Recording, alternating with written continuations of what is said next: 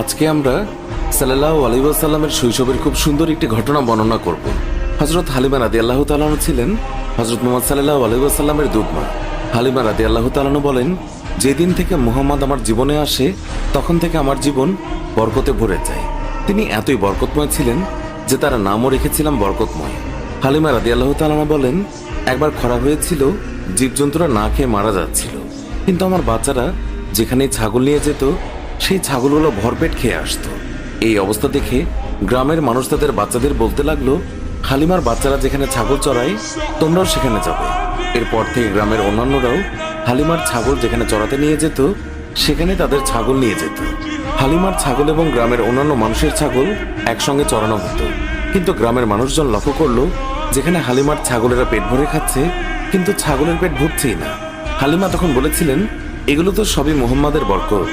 তিনি আরো বলেছেন, যখন কারো ছাগল অসুস্থ হয়ে পড়তো তখন গ্রামের মানুষ তাদের ছাগল নিয়ে আমাদের ঘরে চলে আসতো, আর তখন মুহাম্মাদের হাতের স্পর্শ ছাগলের গায়ে বুলিয়ে নিত এবং সঙ্গে সঙ্গে ছাগল সুস্থ হয়ে যেত। এছাড়াও গ্রামের কোনো বাচ্চা অসুস্থ হলেও মুহাম্মাদের কাছে নিয়ে আসতো। মুহাম্মাদের নরম হাতের স্পর্শে বাচ্চারাও সুস্থ হয়ে যেত। একদিন হালিমার মেয়ে বললেন, মা, আমি মুহাম্মাদকেও ছাগল চড়াতে নিয়ে যেতে চাই।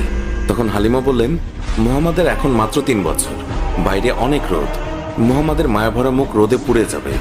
জঙ্গল দিয়ে হাঁটার সময় হিংস্র প্রাণীরা আক্রমণ করতে পারে, ওকে নিয়ে ছাগল চড়াতে যেও না।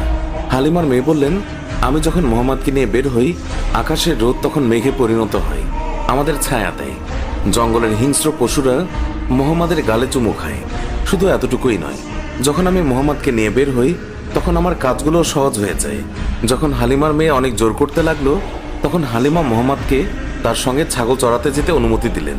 এইভাবে কয়েকদিন যাওয়ার পর হালিমা তিনি মুহাম্মাদকে বললেন, তুমি আর ছাগল চড়াতে যেও না, আমি তোমাকে অনেক মহব্বত করি, তুমি আমার কাছ থেকে দূরে গেলে আমি খুবই চিন্তায় থাকি। এরপর একদিন হালিমার মেয়ে কাঁদতে কাঁদতে বাসায় ফিরলেন। হালিমা কান্নার কারণ জানতে চাইলে মেয়ে বলে, তাদের একটি ছাগল শিয়াল ধরে নিয়ে গেছে। এই কথা শুনে হালিমাও কান্না করে দেয়। শিশু মুহাম্মদ তখন মায়ের চোখে পানি দেখে সে বলে, আমি এক্ষুনি তোমার ছাগল শিয়ালের কাছ থেকে এনে দেব। মা হালিমা তাকে যেতে না বলে, কিন্তু মুহাম্মদ রাসূলুল্লাহ সাল্লাল্লাহু আলাইহি ওয়াসাল্লাম তার কোমল মনে মায়ের কান্না সহ্য হচ্ছিল না। সে জঙ্গলে যায় এবং গিয়ে সকল পশুকে ডেকে বলে, আমার মায়ের ছাগল কে নিয়েছে। এই কথা শুনে সকল জানোয়াররা সেই ছাগলকে নিয়ে দৌড়ে এসে মুহাম্মাদের পায়ের কাছে এসে সালাম দেয়। তখন মুহাম্মদ বললেন, তোমরা কি জানতে না এই ছাগল আমার মায়ের ছিল? তোমরা কেন আমার মায়ের ছাগলকে আটকে রেখেছ? আমার মা এখনো বাসায় কাঁদছে। উত্তরে সব জানোয়াররা বলল, হে নবী মুহাম্মদ, আপনি কয়েকদিন ছাগল চড়াতে এসেছিলেন, তখন আমরা আপনাকে লুকিয়ে লুকিয়ে দেখতাম, কিন্তু এখন আপনি আর আসেন না, তাই আমরা আপনাকে দেখার জন্য ছাগলটাকে আটকে রেখেছিলাম।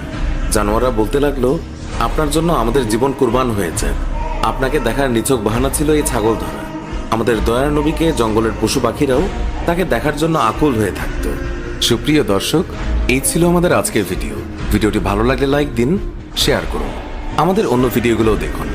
ভালো লাগলে এক্ষুনি সাবস্ক্রাইব করে পাশে থাকা বেল আইকনটিও প্রেস করুন, এতে করে আমাদের সব ভিডিও নোটিফিকেশন আপনার কাছে পৌঁছাবে। এখনকার মতো বিদায় নিচ্ছি, দেখা হবে নতুন কোনো ভিডিওতে। ভালো থাকবেন, ধন্যবাদ সবাইকে।